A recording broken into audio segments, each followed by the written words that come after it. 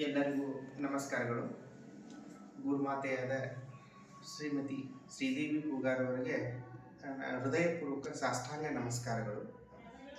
ನಾವು ಮೇಡಮ್ ಅವರು ನಡೆಸಿದಂಥ ತರಬೇತಿಯಲ್ಲಿ ಪಾಲ್ಗೊಂಡಿದ್ದೀವಿ. ಇವತ್ತಿನ ದಿವಸ ಕೊನೆಯ ದಿವಸ ಇತ್ತು. ಇವತ್ತಿನ ದಿವಸ ಎಲ್ಲರೂ ಉದ್ಯಾನವನದಲ್ಲಿ ಕರ್ಕೊಂಡು ಹೋಗಿದ್ದರು.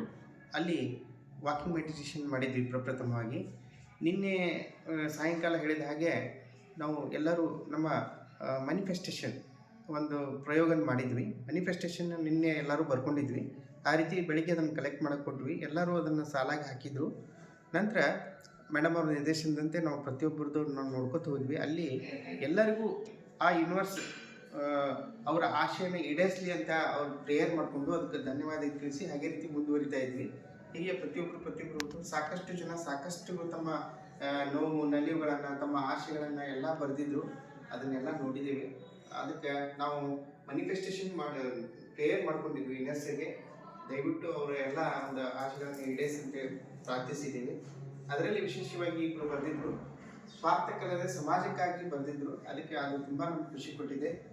ಆ ಸಮಾಜಮುಖಿ ಕೆಲಸಗಳ ಸಹಿತ ಎಲ್ಲರಿಂದ ಆಗಲಿ, ವೈಯಕ್ತಿಕವಾಗಿ ಹಾಗೂ ಸಾಮಾಜಿಕವಾಗಿ ಎಲ್ಲರೂ ಆಶೆ ಆಕಾಂಕ್ಷೆಗಳು ಈಡೇರಿಸಲಿ, ಆ ಸರ್ವೋಚ್ಚ ಶಕ್ತಿಯವರಿಗೆ ಆ ಶಕ್ತಿ ನೀಡಲಿ ಅಂತ ಹಾರೈಸಿ ನನ್ನ ಎರಡು ಮಾತುಗಳನ್ನು ಮುಗಿಸ್ತೀನಿ. ಮತ್ತೊಮ್ಮೆ ಗುರುಮಾತೆಯವರಿಗೆ ಅನಂತ ಧನ್ಯವಾದಗಳು.